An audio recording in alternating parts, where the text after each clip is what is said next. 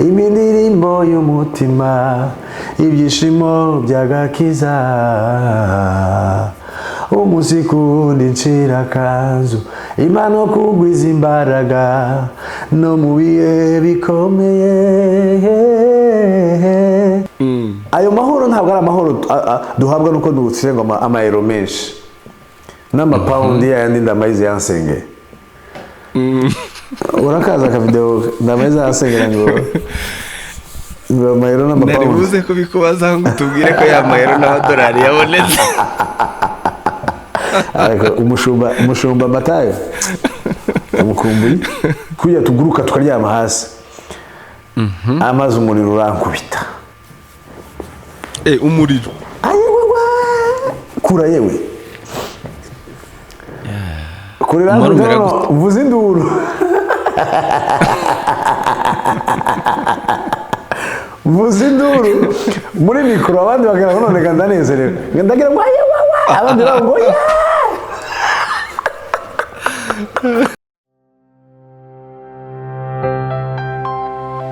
A world of stories. Tabaramukije nshuti bakunzi ba Free Media Live aho muherereye hose ku isi, mbifurije amahoro n'imigisha biva ku Mana. N'ubundi ni muri ya gahunda yacu yo kugira ngo dukomeze duconnecting isi, duconnecting abantu, twimburesinge iterambere Imana yatuzaniye cyangwa se ikomeze tugezaho. Uyu munsi tugiye kuganira n'umustar cyangwa se umusuperstar. Umugabo benshi bakunze kuri pulpit zigiye zitandukanye muri East Africa, tumenyereye tuzi cyane dukunda mu muziki. Rufatiro yagize byinshi ashinga, yagize byinshi ashiraho mu muziki, by'umwihariko mu gihugu cy'u Rwanda muri Ministeri ya Gisubizo. Nta wundi ni Elize. Ariko muri iyi minsi akaba barizwa mu mugabane wo hakurya mu Burayi, ariko nanone natwe nka Free Media Live nkuko tudatangwa mu iterambere, niyo mpamvu dukomeza tugenda duconnectinga ni muri ya gahunda yo kugira ngo abantu bari hirya no hino n'ubundi abakunzi babo bari hano, why not tutamenya amakuru, tutamenya ku bintu bihagaze, tutamenya uko aho baherereye. Muraho neza Elize? Muraho neza. Namahoro. Amahoro mumeze mute? Tumeze neza turashima Imana. Winter ibamereye gute? Ibagejeje? Winter hano yasaze, itumereye nabi. Itumereye nabi, ngubu mu kwezi kwa mbere aba ari nyinshi cyane. Iyo igiye kwegera mu mezi yo kugabanuka iba nyinshi nayo. Kuko mu kwa mbere, kwa kabiri, kwa gatatu haba hatangiye kwa kazuba ariko hakiri imbeho ariko itari nyinshi cyane. So ubu ni nyinshi cyane, ni nyinshi hanze, habaye umweru, hari neige yaba nyinshi, snow ni nyinshi, voilà. Ariko twarayimenyereye, tuba twambaye twikwije. Mwambaye mwikwije. None ko mbona musa naho ubwo n'abatari muri iyo mbeho nkuko mubivuga, kona mu majinx nyine byoroheje nk'ibyo nanje ndi bimeze bite? Nukuvuga ngo nubwo ku ruhande tuba twashize nko makoti, hano twicaye mu nzu, hano ni mu nzu twicaye, ariko hari ku ruhande hari ibikoti bene bya bindi, ibyo bikoti mberuka kera igihe bapapa bagaza baragira kera bambaye ibikoti ibyo bya busoka. Tuba twabyambaye bya bindi kabisa, uhagarara hanze ugahura n'imbeho ariko ntihagire ikigutwara. No mu ntoki twambaye amaga. Tukagerageza kurwanya imbeho nyine kugira ngo imbeho ntitwice. Birumvikana mwanze gutama style no mu gihe c'imbeho. Ndabona ibintu biri sawa. Asante kabisa. Mu bazungu ni gute? Mumeze mute? Ni ibikibisha uretse iyo mbeho? Abazungu bose bahora ari bishasha.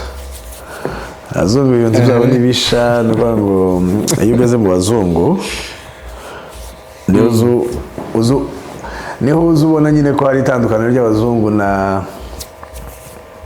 naho umuntu avuye nyine, uko nyine tudasa ku mubiri kuru, ni nako ibintu byinshi bitandukanye, ibintu dufite imico itandukanye. Ariko iyo mumaze kumenyerana, umuntu ni umuntu usanga neza, uzuga ngo muravukana. ya ufite inshuti z'abazungu iyo umaze kumenyerana uzugira ngo none ni bari abahungu twakuranye kw'imbogo baba n'ababembe abafurero abanyamurenge Elize abantu benshi baragukumbuye mu by'ukuri wenda nubwo tukubona online mutandao ariko kukumva muganira gutya abantu baragukumbuye iramutse abakunzi bawe bagukurikiye reka mbaramutse inshuti bavandimwe ngewe nk'uko babivuze umunyamakuru cyangwa se director w'iyi televiziyo ngewe ni Elize Bigirimana ariko nkoresha amazina Elize Bigira kuri social media Instagram, YouTube channel, Twitter, Facebook, ayo niyo mazina nkoresha y'ubuhanzi ariko nitwa Elize Bigirimana. Ndabashuhuje inshuti bavandimwe aho muherereye hose abari hano mu Burayi ngewe ntuye especially mu Bubiligi, muri Hollande, mu Bwongereza, ibihugu bitandukanye by'Uburayi, muri Afurika, muri Amerika, Australia, no muri Aziya. Hari abantu bariyo tuziranye, nigeze kujya muri Dubai nayo hari abantu bariyo tuziranye, no kuvuga ngo imigabane yose y'isi ndabaramukije cyane kandi basabira ngo amahoro y'Imana abe mu buzima bwanyu. Yego bakira izo ntasho kandi ngira ngo aho ngaho muri mwegeranye no muri Este kidogo aho ngaho Dubai ni hafi namwe kuruta abari hirya iriya hakurya ibwota amasimbi ni nko muri za Amerika. Hano turasa n'abegeranye ariko uretse ko aha hantu dutuye ni hagati ni hagati hagiye hegera uko hegereye muri Afrika, uko hegereye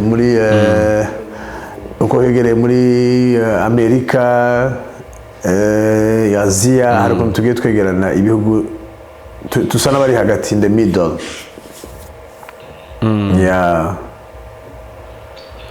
Birumvikana. Utuye hagana he neza urebye tugereranyije ku bantu batuye aho ngaho batari bazi nabo bazi kuba muri Europe ariko batazi ahantu boza tuje gusura umukozi w'Imana? Ngewe ntuye mu Bubiligi, Belgique, mu Faransa cyangwa se Belgium mu Cyongereza,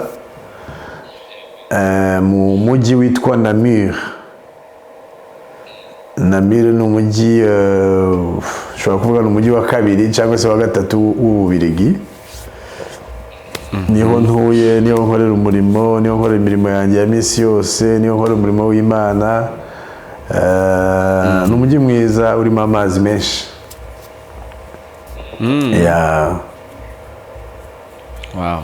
Hari ukuntu Europe kubera ko mumaze kujayo muri benshi tuza tumenya amakuru nyine ukuntu muri connecte cyane.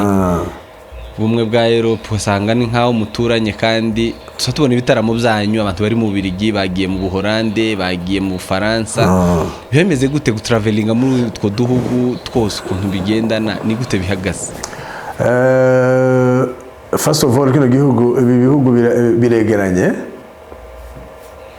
Icya kabiri nta mipaka ihari. Uretse irahari imipaka irahari ariko nta border ngo uhagarare babanze bacekinge no kugenda ugiye mu Faransa gusa ubona ko idrapo iba muri system, ubona idrapo bakakwakira ngo welcome to France, wabugiye muri Hollande welcome to Hollande, welcome to Germany, welcome to Italy, welcome to hose ibihugu bitandukanye. So nayo mpamvu bitworohera gutaramana kujya muri Hollande, kujya mu Faransa, kujya muri Swede, muri Germany, ibi bihugu byose biroroha kabisa. Bigatuma dutegura ibitaramo tugahura. Utabizi ni nko kuva mu ntara imwe ugiye mu yindi mu gihugu kimwe. Yego ni nka kuriya I think bashatse gukora ni urumva ni Europe yunze ubumwe, ni Union Européenne. Ni nka kuriya kwa Amerika leta zunze ubumwe za Amerika. Naha niko bimeze ariko nyine ko ugeze mu gihugu ubona idrapo, amatelefone bigahinduka ugafata rezo zaho ariko uva mu gihugu kimwe winjira mu kindi ntubimenye nimba nyine ubibonye guki drapo niho bakwibutsa ngo twageze muri Germany. turebye iryo terambere n'uburyo bakonekitinze ibyo bihugu mubona natwe tuzagera aho ngaho ryari abanyafurika?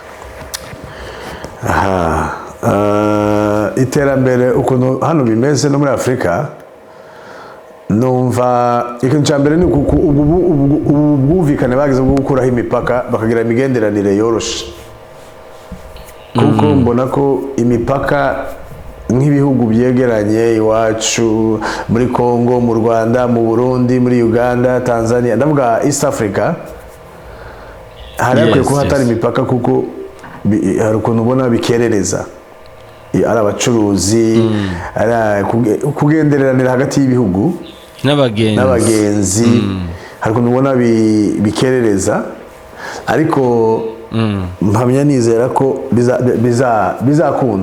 bizakunda kuko aho byari biri kera siho bikiri, bizatera imbere kugeza bageze kuri uru rwego rwa Europe cyangwa se rwo muri Amerika. Nta kindi bisaba ni amahoro ahamye, amahoro ahamye yandi ubona kabisa ko hano hantu hari amahoro. Urabona nk'aha ngaha ibyo ndi kukubwira, iyo uvuye hano winjira muri Hollande, winjira ushobora kwira ugeze mu bihugu nka 5 mu munsi umwe. Ibaze kwiki nta muntu waguhagaritse, nta wakoje ugiye he, uvuye he, voilà. Urumva ni amahoro, ni amahoro, ufite ni amahoro kabisa, niyo nasabira Afurika. Nta nubwo ari iterambere rindi navuga, kuko iterambere ho natwe muri Afurika rirahari, mu modoka harahari, imihanda irahari, amafaranga arahari, ariko ikintu bita peace, amahoro. Amahoro niyo atuma bararyama bagasinzira. Nta muntu usanga, ibaze ko nta muntu usanga ku mupaka. Reka kera yarahabaga bakakwereka ngo aha niho habaga umupaka, iriya nzu niho hakoreragamo umupaka, ariko uracaho vraiment nta kindi kintu. Afurika yacu natwe bizagera aho ngaho. Turasenze ngo mu izina rya Yesu Afurika nayo izagere kuri uru rwego. Elize, reka twikomereze tuganira n'amakuru nayo abakeneye kumenywa, abantu bataba bazi, kandi intego yacu n'ubundi ni ukwigisha, kandi kuyingi hari umuntu uhise uzigiramo utaruzi ko muri Europe mugenda nta mupolisi ubahagaritse ngo zana icyangombwa. Niko bimeze kabisa. Yego, murakoze cyane. Asante. Hanyuma Elize, turi kuganira ni urugingo rukomeye cyane twamenye muri ministry ya worship mu Rwanda, cyane muri Gisubizo. Kwimukira aho ngaho kugira ngo uve hariya wimukira aho ngaho, kumenyera byagutwaye igihe kingana gute? N'ubu sindamenyera kuko ahantu nari mvuye n'ahantu nari ngiye, it's really totally different. Urumva nari mvuye mu Rwanda turi ku rwego rwiza rwa worship, bande, abaririmbyi, abacuranzi, ama eglise yubatse, ubona harimo abantu benshi, hahandi uririmba nyine ukabona backup, ukabona support ni nyinshi y'abantu. Ugeze ahangaha rero ukisanga muri urusengero rurimo abantu 30, uri kwicurangira wenyine, indirimbo rimwe na rimwe batazizi, udafite ya backup. Iyo nari mfite Kigali, nabwo wicurangira keyboard gusa. Wicurangira keyboard kandi nayo ntayizi neza, bene umuntu yacurangaga ari mu rugo gusa. Yo kuramya mu akaba ari uzana mu rusengero, uvuye ahantu hari abacuranzi ntuvuga amazina, mwese muzi bo twari turi kumwe hariya muri Kigali. Ni ibintu biba bitoroshe kugeza kuri uyu munota wo wumva utarabimenyera, ariko you keep working.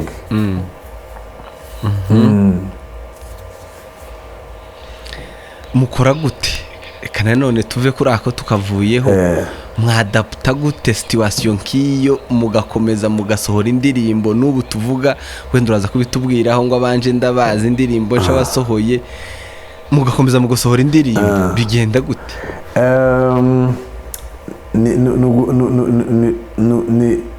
nabyita gute, nabyita kudacika intege. You find the solution y'icyo ukunda. Kuko ari gucika intege ho, hano hari ibice intege byinshi cyane wahita ubivamo ukabyibagirwa ukasigaye ureba YouTube usaza abandi ko bati yo yagize indirimbo no umuririmbyi mwiza, wowe ugasigara uvuga ngo twararirimbye nanjye nararirimbaga nanjye ariko iyo utacitse intege ubibonera umwanya. You touches intege, you find the solution uko bimeze kose. Rero ngeze hano sinzi niba nahita mbikubwira gutyo. Ngeze hano nahitiye mu rusengero ruri hano na Mire hano mu mujyi ntuyemo, rwitwa Église des Missionnaires de Réveil, bakunda kwita Réveil na Mire. Mu Kinyarwanda ni intumwa z'ububyutse. Wewe niba mbivuze neza ni nkuko nguko. Niho nashikiye ndabitegereza, aho nari mpahawe connection na bishop wanjye twakorana, Bishop Fidel Masengo, kuko nje hano mu Bubiligi, naje mu Bubiligi nta muntu tuziranye.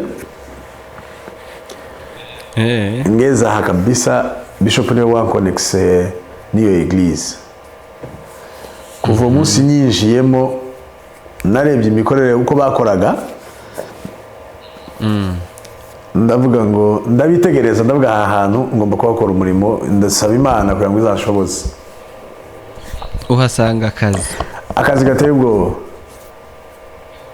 Habe nubwo nakubwiye ngo nuko udacika intege, ariko nyine iyo ugeze ahantu hatari akazi uri umunyakazi birakunda. Nageze aho hantu mbona ko hakwiye kuba akazi. Ndakorana nabo kuva mu mwaka wa 2020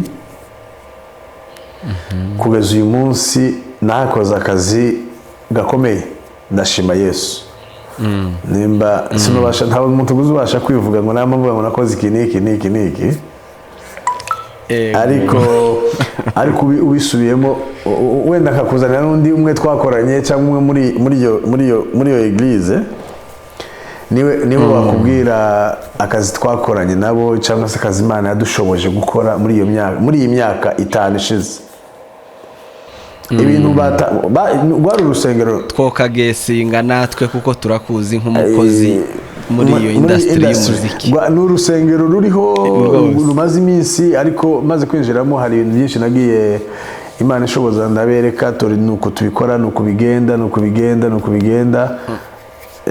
ukugeza ubu nyine bari bameze neza.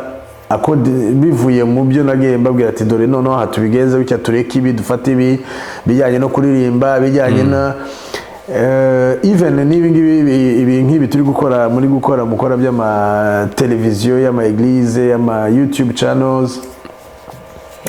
Nayo babwiraga nk'inzozi bakabati ibyo bintu se bibaho, ariko ubu ngubu ni ahubwo sinkimenya niho babikorera, nsigemura gusa bihari. Wow. No kuririmba rero nahageze ntangira kwicurangira,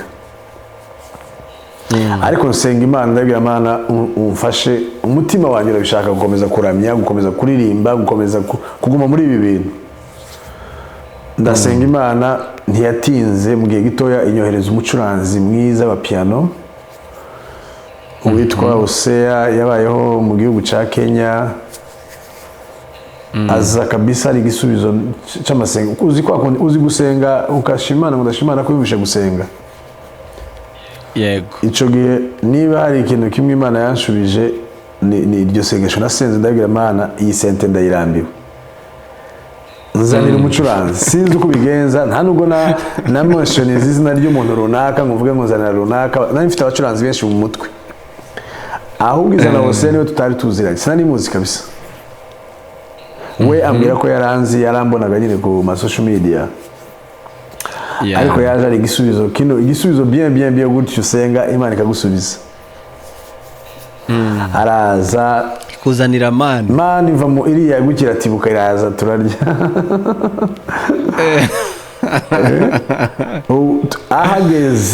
ahageze twahise twinjira muri worship ya yindi iteye ubwoba ubu icyo gihe narageze mu ma eglise menshi atandukanye ya hano muri Europe ya bene wacu ndavuga communauté yacu abanyarwanda abarundi abanyamurenge abakongomani nkabona ibintu byagenda bicumbagira hari n'abatipe b'inshuti zanjye nasanze ino nkababwira ati mu bino ko mumeze nk'abasinziriye wake up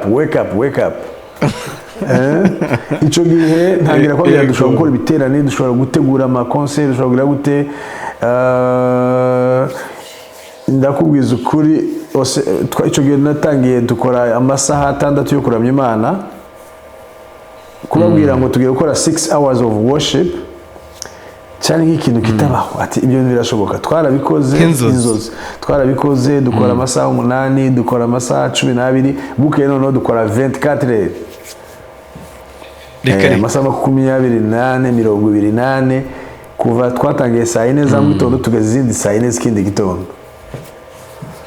kuramya indirimbo ku yindi ubwo nibwo na connectinze abantu bavuye muri Swede muri Norvège Swede German Hollande mu Bufaransa voilà bose bari baje dukora ikintu bita worship kabisa amasaha menshi so ibyo byose nabishimira Imana none ko twumva ko mu Burayi mu bihugu by'abazungu in general n'ahandi ubu nyine keraga twavuga ngo i Burayi haza kwimuka ngo Amerika nyuma havuka Canada na Australia nyine abantu ntibakuze bazumva nyine ariko ahantu heza bavugaga ko ari i Burayi ariko reka mpavuge gutyo hose mfite i Burayi n'ubundi mu bihugu by'abazungu abantu baba bari busy n'imirimo abo bantu baboneka gute iyo muhamagaje igiterane abantu baturuka he nibyo abantu benshi baba bari busy n'imirimo ariko buriya si abantu benshi bakora muri weekend kandi hari ijambo nabwiye tugitangira icyo ukunda ukibonera umwanya waba uri gukora waba uri kugira gute niba ukunda kujya gusenga niba ukunda kuramya niba ukunda ku worship ubibonera umwanya no matter what you are doing akazi kariko kose waba uri gukora icyo kintu ukibonera umwanya ofete ijambo rya mbere rituma abantu bacika intege niwe wenyine kwibwira ngo nta mwanya afite nta mwanya nkibigirira kuko mu Burayi urebye hari abantu babaye successful muri ibintu bya worship muri ibintu by'ama eglise uribaza ngo wowe se ntatuye i Burayi ariko ijambo rya mbere ryica abantu nanjye ndibuka nkigera hano subiye inyuma hari abantu twaganira barambwira ngo Elise nawe ugiye kuzima kuko nari mvuye i Kigali dusaze dukubita indirimbo ngwetse ku mugongo ntacu uzaba mfitiye byinshi nkigera ahangaha muri 2020 niho nageze ahangaha abantu baransanga bari banzi Kigali barambwira ati Elise waje ahangaha urazimye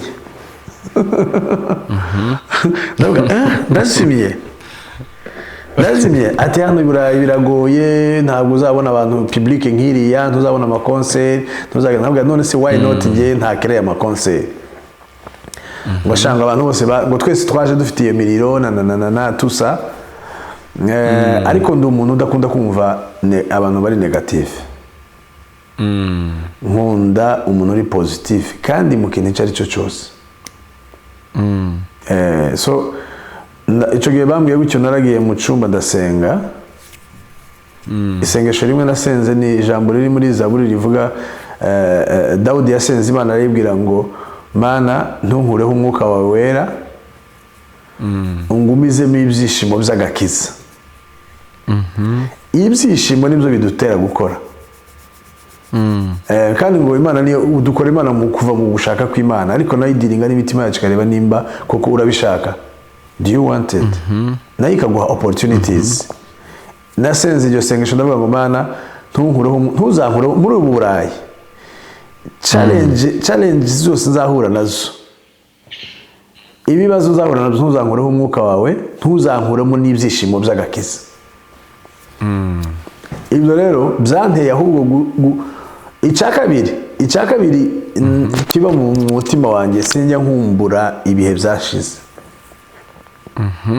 Tuvuge ngo nkuko ngo twakubise amakonseri muri za Serena, twakubise amakonseri hehe Nairobi, twagiye mu bihugu bitandukanye tukaririmba imbere y'imbaga y'abantu 30,000, 10,000, 5,000, 6,000.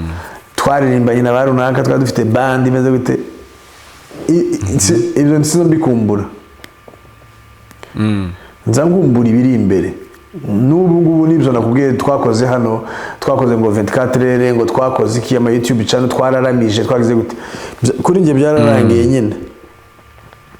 Ahubwo mfite amatsiko ntumbera icyo kintu ugishireho umurongo, ucandika mfite amatsiko y'ibyejo,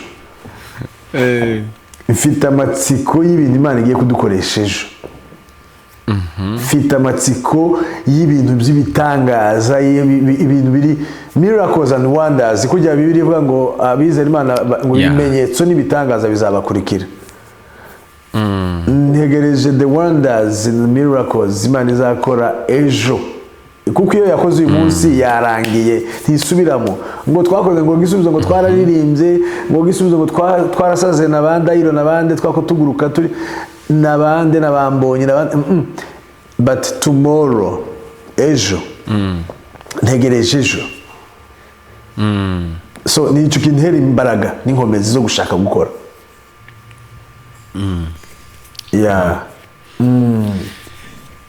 Okay, ni ukuvuga ngo aho ngaho uriya Dapse ugeze muri Belgium, ariko reka maze nsubira inyuma twe nkabagaruka kuri Elise. Yego, twe turetse iyo ngiyo uwo Elise waho ngaho ndagaruka nyine kuri Elise wa nyawe. Before yo kuja aho ngaho, Elise ni umuntu umeze gute uretse kwisanga uha ukora ibyo bintu, wakoraga ibiki bindi? Elise uyu nguyu ureba first of all ndi umupapa, ndi umubyeyi, mfite abana, mfite abana n'umugore, mfite abana 3. Ariko akazi nakoze kambeshejeho kugeza uyu munsi ni akanyine ko gukorera Imana. Ndayikorera nayo ikankorera. Urebye nta tundi tuzi twinshi nigeze nkora kugeza n'ahandi muri ibi bihugu. Nta tundi tuzi tuno tw'amaboko, mvuge gute se, haba tuzi tw'amaboko cyane, tw'ingufu. Ntabwo tuzi tw'ingufu, si uko ntugakora cyangwa se naranagerageje, hari n'utwo nakoze. Ariko cyane aho nabonye umugisha uko mbayeho ni ibintu byo gukorera Imana, nayo ikapayinga back. Famiye murabana? Oya, famiye yanjye iracyari Kigali, umugore n'abana bari Kigali, ariko na hope ko very soon tuzongera tugahura muri kumwe. Kuba kure y'urugo biba bimeze gute? Imbaraga zo gukomeza gukora, ukumbura iki? Nkumbura abana banjye, nkumbura umugore wanjye, nkumbura iyo comfort zone wicaye mu nzu yawe n'abana n'umugore. Ni ikintu udashobora kugereranya n'ibindi bintu byose. Ndabikumbura cyane. Baha ka message abana banjye n'umugore, ndabashuhuje, ndabakunda. David, Davina, Destiny na Christine mama wabo, ndetse n'umuryango wanjye undi hari Kigali, mfite umuryango munini n'ahandi hantu henshi hatandukanye mugari. Ndabaramukije cyane kandi ndabakunda, mbahoza ku mutima. Niki kintu kumbuye cyane turetse famiye yawe mu Rwanda? uretse famiye ikindi nkumbuye cyane ndabizi ukuye famiye nkumbura inshuti zanjye mfite abajama banjye bari hariya bakiri i Kigali. Ukuye famiye abandi nkumbura ni inshuti zanjye bajama banjye kabisa, uko twabaga turi kumwe nyine abana twakuranye, ariko abandi bakira abana ubu n'abasore n'abagabo bakuru barashaje. Elize, watangiye kuririmba ryari kugira ngo wiyumve ko ugomba kuba umuririmbyi, ico kintu kigomba kuba umurimo kuri wewe? Natangiye kuririmba iwacu, mvuze iwacu ndavuga imurenge, ndi umunyamurenge nyine. Natangiye kuririmba imurenge iwacu, nari mfite ico gihe nimba ntibeshye cyangwa se ntekereje, nari mfite nk'imyaka 8. tugira ikorari y'abana, ariko nkaririmba mu kajwi nyine k'agasoprano k'abakobwa kameze nk'abakobwa ubona nkiri muto. Bukeye babona ndi talented, bashaka ikorari y'abantu bakuru, kuko nakubitaga n'akagoma biteye ubwoba. Akagoma karimba na alto yandi iteye ubwoba. Bashaka ikorari y'abantu bakuru, ndibuka rimwe twaririmbye hari imikutano y'iwacu urayizi yitwaga za Pasaka na Noel, Pasaka na Pentecost. I think icyo gihe none twari nko kuri Pasaka yabereye iwacu ku Imbogo. Amaze ndaririmba, icyo gihe nambaye akabutura hafi kuza kunterura gutya, hari ibintu bizabiga umurenga umuntu waririmba bagashangira udukaratasi, urabyibuka nimba warabibonye? Bakazaza gupfunda oya bakazadushahira gutya, se turiya dukaratasi twaruduki kazabangere nk'uko bashahira hejuru ngo umuriro watse kuriya. Niba ari bwo kugabana mwebwe banyamakuru n'abakamera muri mu kudutunga imyotsi, hari imyotsi nimukona bakubita gutya imyotsi kazamuka tubapurizaho, muzamudupuriza imyotsi. nabo agomba baririmbaga kubona umuntu afashe ikaratasi yose arayishanyuye, akazamaza gutya, akazama yisuka hejuru yanjye gutya. Akubweka ko none ni kaya mafaranga bazabaza kugupfunda mu mfuko, nuko bo ntayo bagiraga. Maybe niba ari nk'amafaranga ariya, niba ari kuvuga ngo ni nk'amafaranga babaga bari kuguha. Icyo gihe naririmbye bamwe bashanyira udukaratasi gutyo, ukazabona umukutano wose wawe udukaratasi, abandi ku ruhande nyine bakazavuza induru. And then nza kuvayo tuza mu Rwanda. Ngeze mu Rwanda mpasanga hari different naho mvuye. Hari ukuntu baririmbaga, hari ukuntu twarimbaga indirimbo iri iwacu. Kunda kubisetsamo abantu bashuti banjye. Abantu twarimbaga ugasanga turimba nk'indirimbo ngo Jendo umukristo nzahora ndiwe mu bintu byose ngeze ngeze mu Rwanda. Sanga bazarimba ngo since hari ukundi kuntu sobasha kubigana. Uko kera zakuvuyemo biragoye kubigarura. Ndavuga aha hantu yo ngahita icyo gihe niho nakumbuye, nkama nkumbura ukumva bazabaririmba nabi. Nkabwira papa, kuko papa we yari amaze iminsi aho ngaho Kimihurura mu rusengero twabagamo. Twataha nkabwira ati papa muza muririmba nabi. Murashaka ngo turirimbe gute? Turirimbe nk'iwacu. Byari bigoye, ariko nyuma nza kwiadapta, kuko icyo gihe nasanze hari korali, hakaba n'indi ngo ni worship team. Worship team ikazamini indirimbo zitonze, bakarimbamo n'ibyongereza. Ndavuga ahangaha tibigikunze. Ariko nyuma nza kwiadapta, noneho rero aho natangiriye kuba umu worship leader cyangwa kuyobora indirimbo official. Icyo gihe hari mu mwaka wa 2004. icyo gihe abantu bari bayoboye worship bari abantu baho twari tuba Kimihurura mu rusengero rwitwa Selpar. Kwa umupasiteri yari anko marume wanjye uvukana mama witwa Apostle Meshak. Abana be rero nibo bari aba worship leader bayoboraga worship. None icyo gihe bose bagendera rimwe bajya muri Amerika. And then dusigarana n'uwitwa Birege ya Patrick acuranga piano. Arambwira ati sindi bucurange ngo ndirimbe ba Michel ba Aime bande bagiye bose. Ubu ngubu ikintu ugiye gukora tambuka hari imbere uririmbe. Byari ibintu bitoroshe.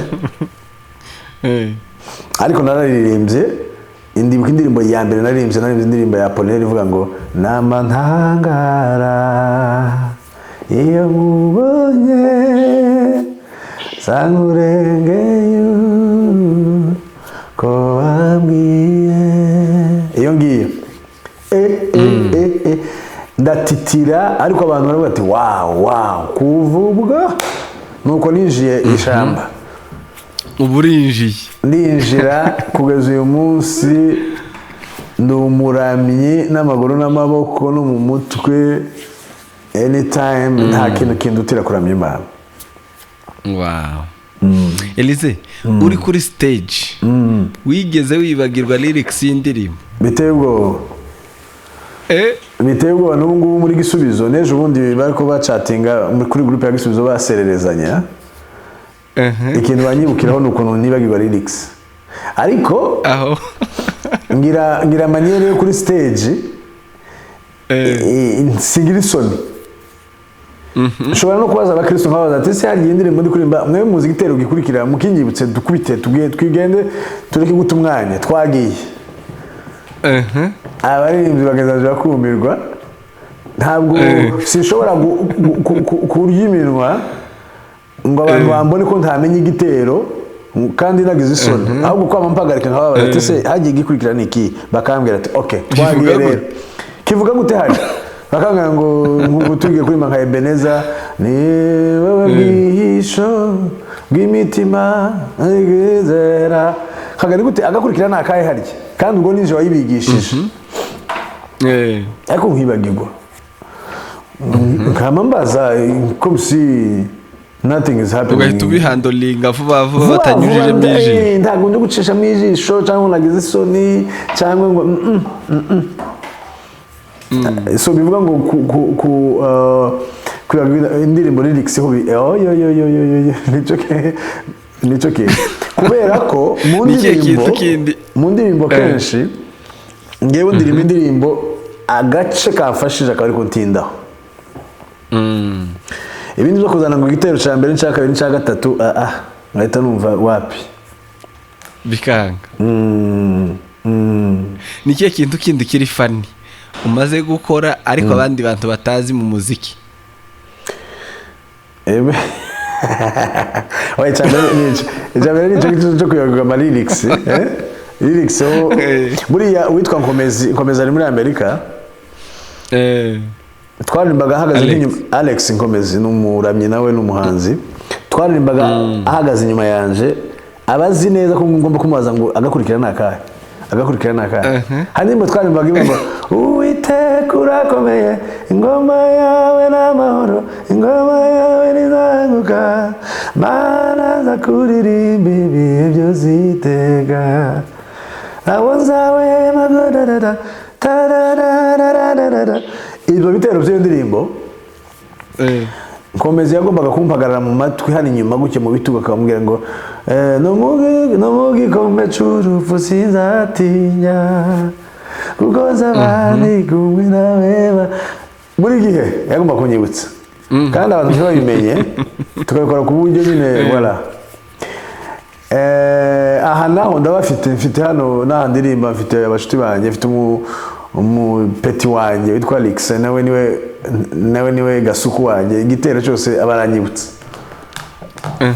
cyane. Ibyo ni ibintu biri funny nkora. Ikindi kiri funny nuko twigeze kuririmba Kibungo turimba twakuyemo ibirato amaze nkandagira hasi mfite mikoro ndongera nkora no hasi gutya tujya tuguruka tukaryama hasi amaze umuriro urankubita umuriro ayewe kura yewe kurira ngo uvuze induru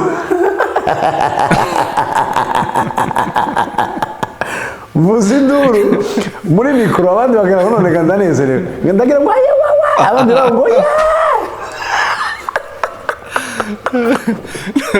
tibagutabara kumbe nawereye amashanyarazi yaranyishe ariko mana yanjye amashanyarazi yaranyishe umuriro hari ukuntu iyo ugufashe umuntu undi aza gukoraho nawe agafatwa nta bandi bafashwe nawe baje kugukuraho nabo bari bahuhuye n'ibitangaza noneho ubwo icyo gihe twari mu muriro turirimba twasaze mpita mbagarika ndabagira ati mutabare hano hantu hari kura muhunge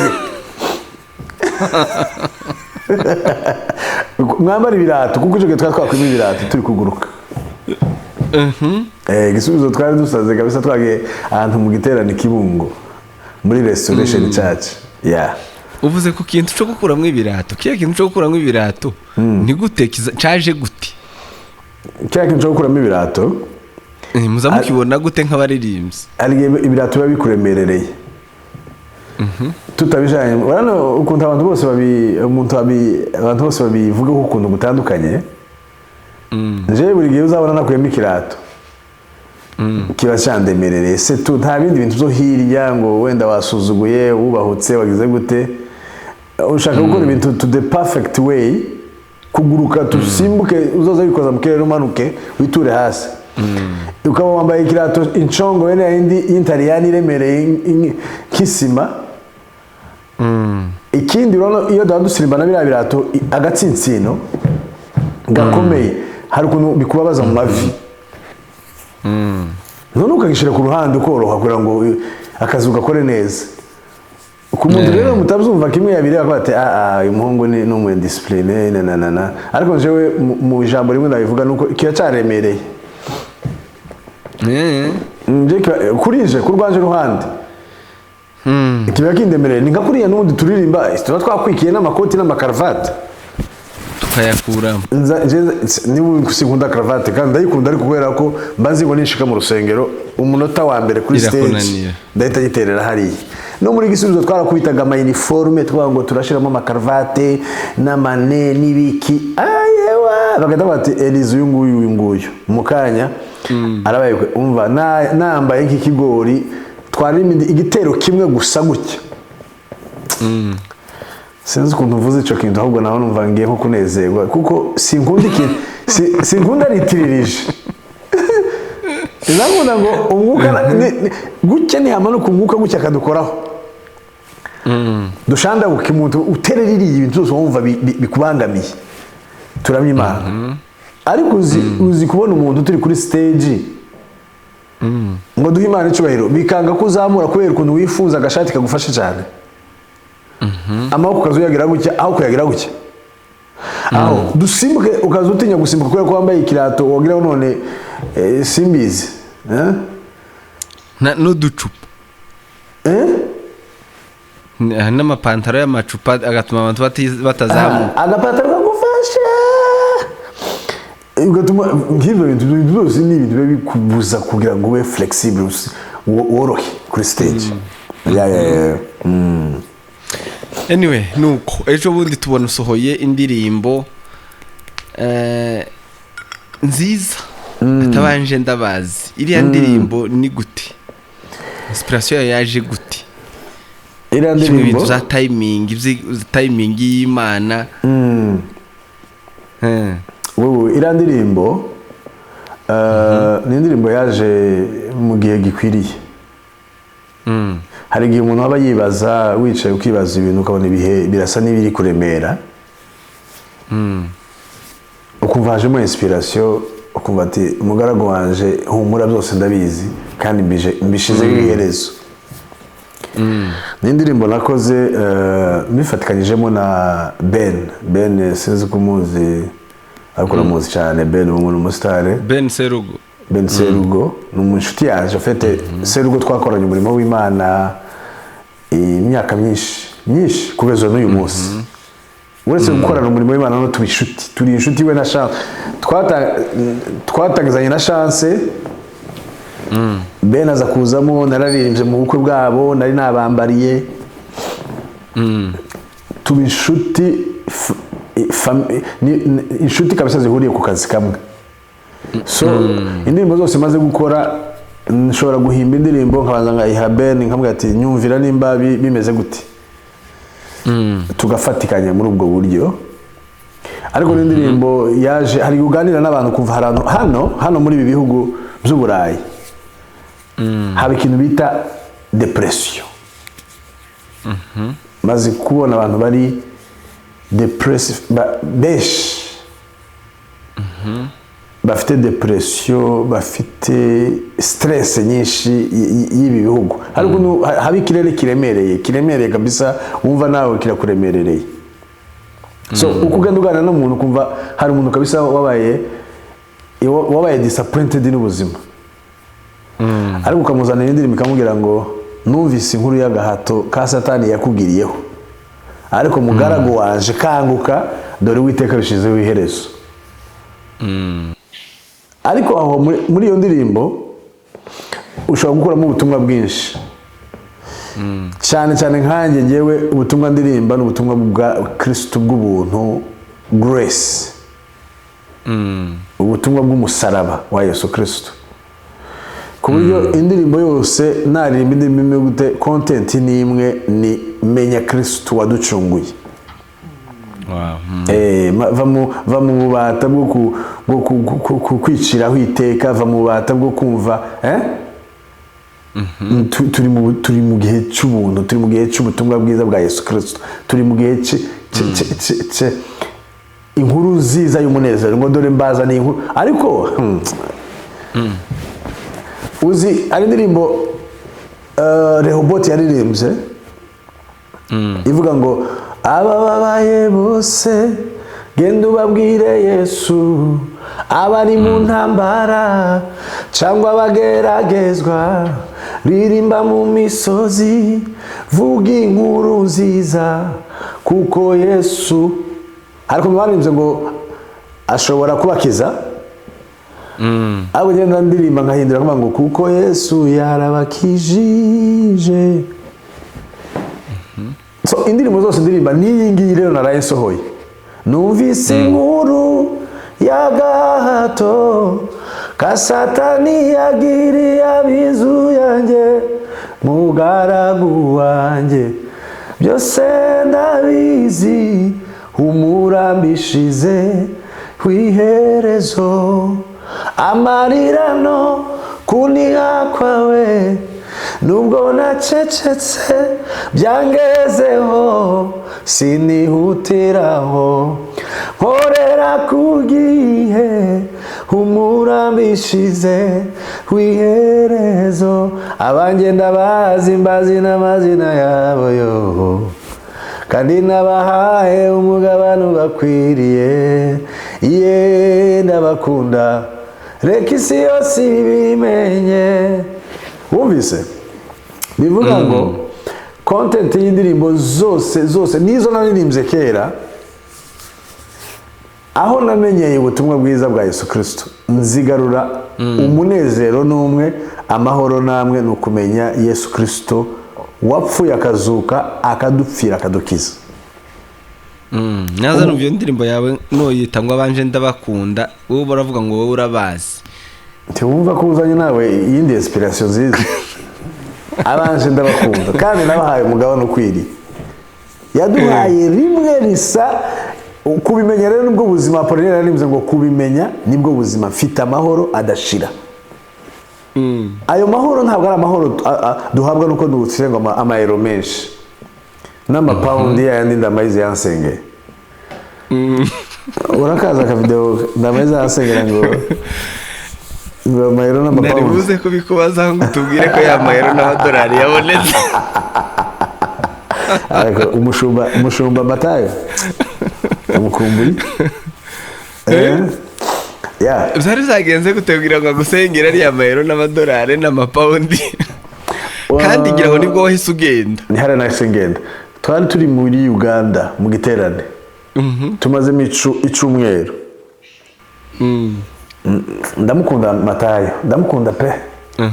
Twari turi kumwe nawe, ari kumwe n'umugore we, ndi kumwe na witwa Ngoma Joshua uri mu Burundi ubu ngubu. Nono umushumba Matayo ahetse igikapu atashe, urabona ko hari yari ahetse igikapu yifunze kabisa kamageshi. Nono sinzi ukuntu umutima wambwiye ngo ndabwira basengera. Mbere kugenda asigira umugisha yamafata ku bitugu aravuga ngo amahoro mu mutima, amahoro mu muryango. Yasengesha ndabikunda. Hari n'igihe umuntu acika intege sometimes. Hari igihe ngafungura kariya video nkavuga ati Imana ihimbazwe. Ngo amagande ngo n'amanyarwanda ngo nyarimo. Ngo ariko amapaundi n'amadolari n'amayero na castellite na tourmaline na charbon. Ngo zo musabiye. Hashize igihe gitoya. Nisanze mu mayero. Ni ukuri. Kandi ufite amayero bafite n'amadolari. Yeroga iyo ufite iyo ijana niryo rikuru. Ufite nk'idolari 80. Kabane we. Ndumva. Yasengesho none ni mwuka wari umubwiye ni wari uvuze ngo bigende gutyo. Ni Yesu, ni igihe cyari kigeze. Hari byari bishizweho iherezo. Utekereza ko hari ubuhanuzi bwari buririmwo ku buryo bwasohoye? Usingubwo nyine nanga twicaranye mfite amayero. Kandi icyo gihe ntarakora no ku mayero. Utarabona ukwazi. Ariko ubu nyine amayero ndayareba guhera ku giceri ukagira amayero 5, 10, 20, 50, 100, amayero 200, 500. Voilà. N'amapaundi gana ahangaha hirya mu Bwongereza. Muregeranye aho mu Bwongereza. Cyane nayo maze kuyabona. Nayo maze kuyatwara muri restaurant ukajya kurya ukishura amapaundi. Elize ijambo kwatura. Kuko sinkeka ko aho ngaho hari yarimo hanura ariko harimo kwatura imbaraga zo kwatura ibyo umuntu yavuze. Uzubyumva gute? N'umugisha guhabwa kwatura ukabifata nk'igishoro ufite. Ururimi kuko izo ni imbaraga z'ururimi no kwatura byasohoye ibyo bintu nyine bikugirirwaho. Hari watuye there is a spirit behind iyo mushumba Ndamayize wasenze. Nanjye wakiriye urabyizera. Ndizera. So hari imbaraga z'ururimi zo kwatura. Imana nta kintu Imana yasigaje kandi nabahaye umugabane ukwiriye. Abanjye ndabazi, abanjye ndabakunda, nabahaye umugabane ukwiriye. Muri uwo mugabane harimo no kwatura ukavuga ngo hano hantu ndahafashe, hano hantu ndahakandagiye. Sinakubwiye ngo naje mu Bubiligi nta muntu tuziranye. Ariko ubu nyine ugeze hano mu Bubiligi ukabaza gusa ngo Eliza atuye kareba gusa umuntu. Hari n'abazungu babaza bakakubwira we kuko maze kugira n'inshuti z'abazungu. Ego. Ayo nk'abirabura aho babene wacu muri community yacu abanyarwanda, Barundi, abanyamurenge, n'abakongomani bamwe na bamwe. Ukababaza ngo Elize atuye he? Yego. Maze kumenya abantu benshi kandi abantu benshi bamaze kumenya hano.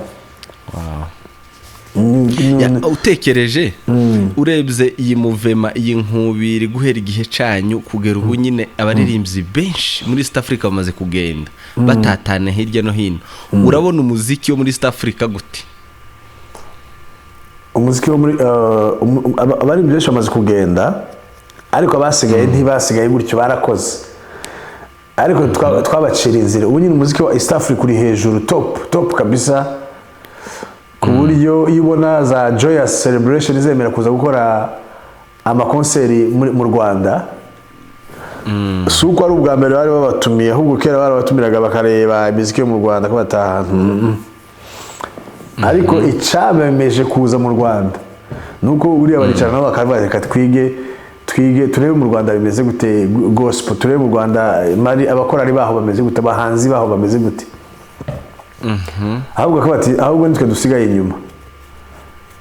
So iyo mvuze mu Rwanda nuko ari nabaye natuye ndeba buri, ariko sigaye ndeba ngacishamo nkareba muri Tanzania, nkareba muri Kenya, havuga wow ama collaborations bafite ama featuring n'abanya South Africa. Buriya twakuze tubona South Africa bari top, bari imbere, ariko ubu urasanga True Promises yakoranye featuring na Benjamin Dube. Nanjye naje twarakoranye n'uwitwa Papane, bose babaye muri Spirit of Praise. Niba hari indirimbo yagisubizo zivuga ngo amashimwe azazamuka nituririmba hozana hozana kumwami hozana. Nayiririmze ntera no mu gitero mu Kenya, South Africa, niba ari igisutu niba ari ikizuru, I have no clue. Ariko nararimbye, urumva kuri ubu noneho haraza bitwa bande East Africa iri hejuru top kabisa. Ndayireba nkavuga ati Imana ihimbazwe. Wow. Ubwo twizere ko n'ubundi n'abandi bagiye kuza bashaka izo collabo n'ubundi nubwo mwagiye, ariko hari abo mwasize bato bagenda bazamuka cyane. Ndabireba nkabireba abo twasize ari bato bazamutse, hari abo twasize ari bakuru n'ubundi bakomeje gutera imbere. Urebeye nko ku muhanzi Israel Mbonyi, ni umuntu utarigeze asubira inyuma. Kugeza ubu ari top kabisa, ukora igitaramo muri arena abantu bakuzura mu minsi ngahe, bakaba amatike yabaye sold out.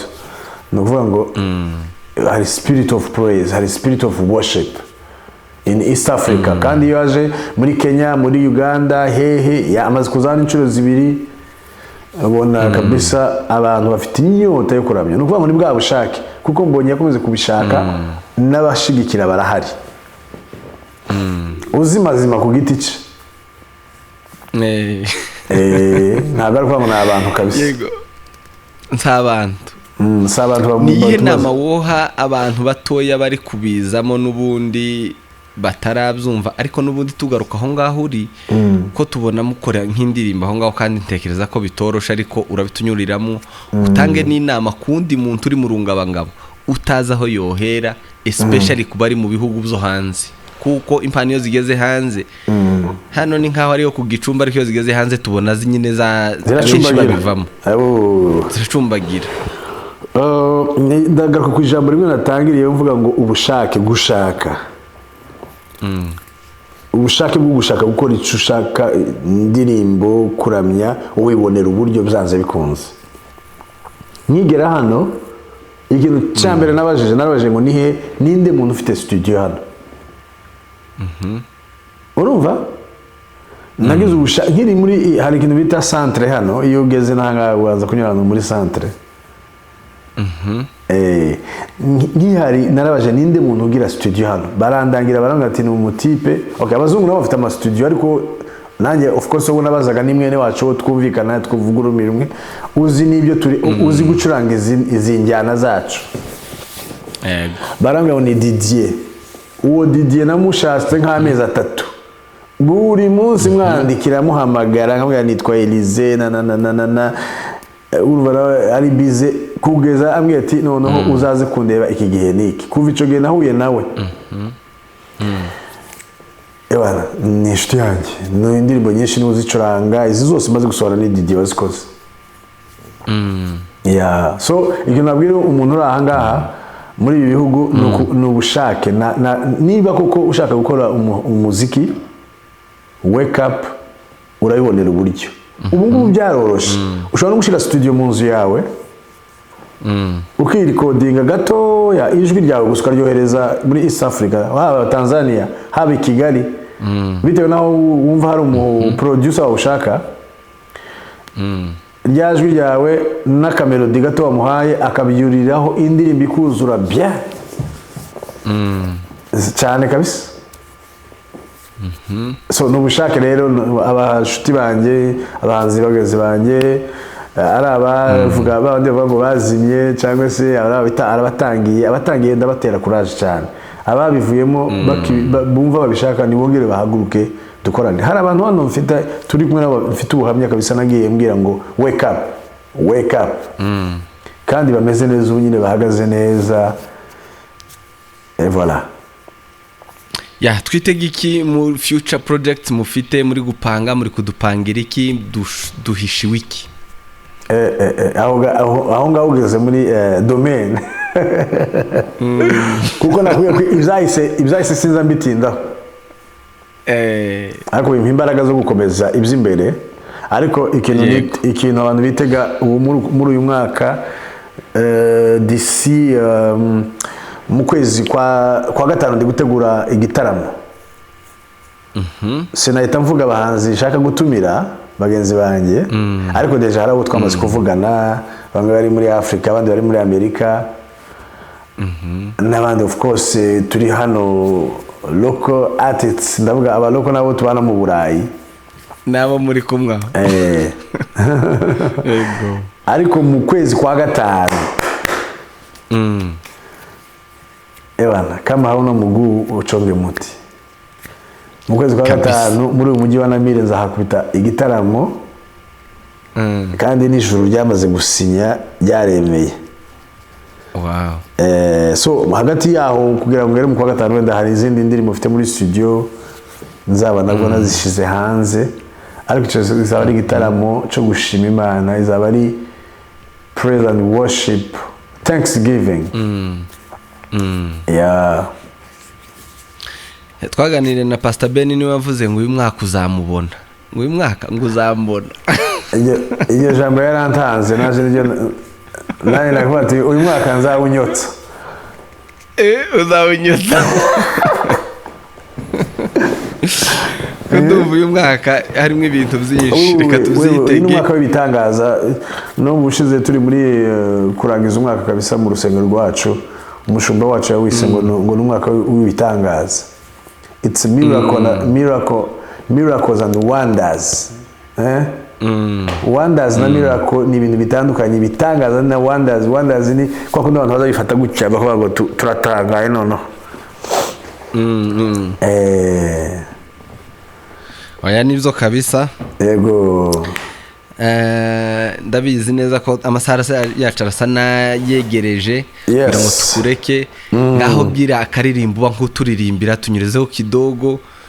We nk'ususurutsa uramutse abantu bari no muri East Africa tubanze tube nk'abakumva bagukurikiye kuri Afrimedia Live. Akaririmbo hari indirimbo yanjye abantu bakunze ivuga ngo igintangaza Imana iteka, imindirimbo y'umutima, ibyishimo by'agakiza, umunsi kunde ncira kanzu, impano kugwiza imbaraga no mu bihe bikomeye. Igintangaza Imana iteka, imindirimbo y'umutima, ibyishimo by'agakiza,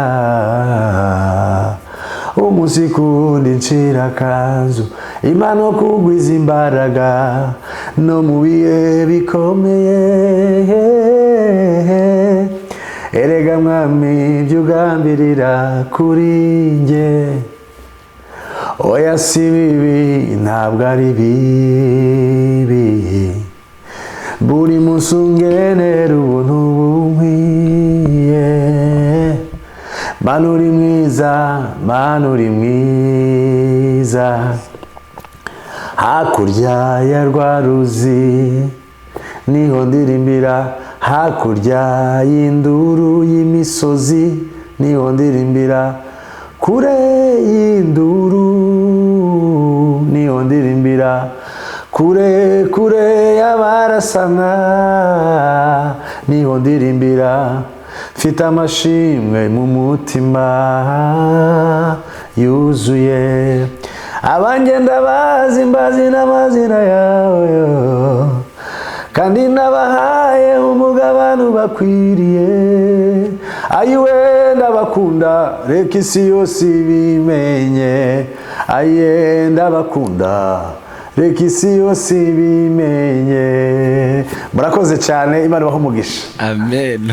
Yes. Asante sana. Asante. Ngaho gira kandi kamwe uririmba ugatura umugore wawe n'abana. Kuki abana bawe bagaplaying hariya muri salo, Daddy yatwereje akaririmbo. Hari kandi ndekarimbo keza ngira. Ugiye nko kuririmbira umugore wenda yasigaye mu bana imyaka ingahe irashize uri hano uramukumbuye. Ako ngako niba ndirimbe akaba sinzi bari abahungu bazaririmba turirimbo. Nta kibazo. Ariko nyine arakanumba kavuga ngo niko natura abana banjye n'umugore wanjye kavuga ngo ntimuka. Akabazo nshaka kuririmba tubiri akabana. Mwiganyira ahubwo ibyo mwifuza bimenywe n'Imana yanyu. Nagasubira mu ngo bazakumve neza. Ntimukagire ibyo mwiganyira ahubwo ibyo mwifuza bimenywe n'Imana yanyu. Ntimukagire ibyo mwiganyira ahubwo ibyo mwifuza bimenywe n'Imana yanyu. Ubwo n'abana banjye, umugore, famiye bagomba ko icyo biganyira kimenywe n'Imana. Naringize ngo haraka umugore ako nakaraka abana. Ako umugore ariko ni gitangaza.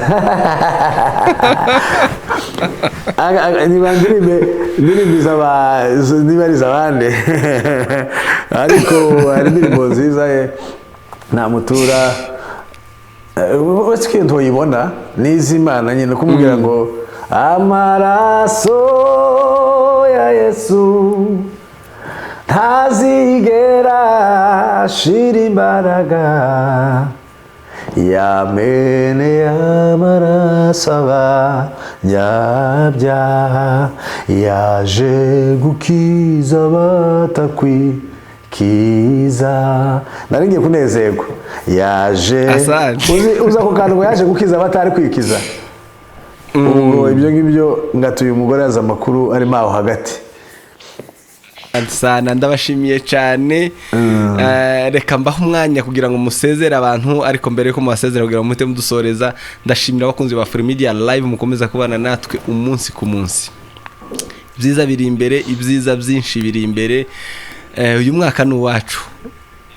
Papa Elize aravuze ngo umwaka tuzawunyotsa, azawunyatura, ariko natwe mutwitege, ibintu ni byinshi.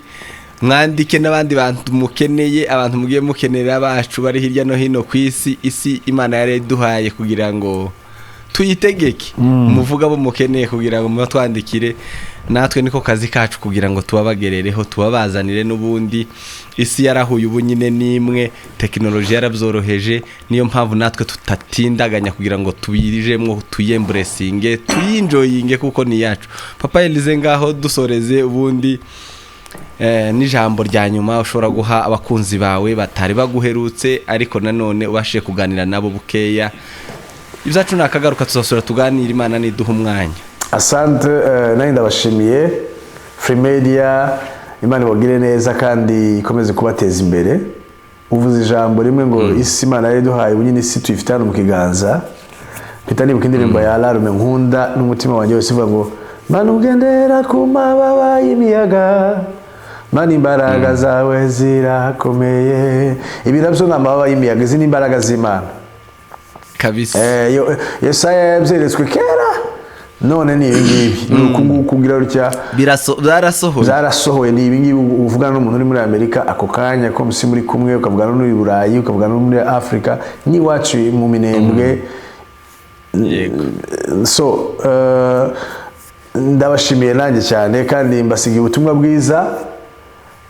Ijambo riri muri mu ba Efeso ibice 3 umurongo wa 19. Abafite Bibiliya zabo bahasome, havuga ngo mumenye nuko rero mumenye urukundo rwa Yesu Kristo ruruta uko abantu barumenya. Iryo jambo naryo ni igitangaza. Ubutumwa bwiza bwa Yesu Kristo nico kintu kiruhura umutima cyonyine cyane. so apana amafaranga apana amamodoka apana ikindi kintu ushobora gutekereza wishingikirijeho ahubwo umenye urukundo ruruta uko abantu barumenya. Urwo nirwo Yesu yadukunze rwatumye twitangira, mumumenye mumwizere kandi aradukunda. God bless you.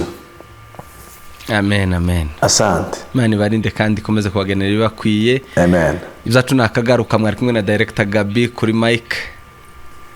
Ciao ciao.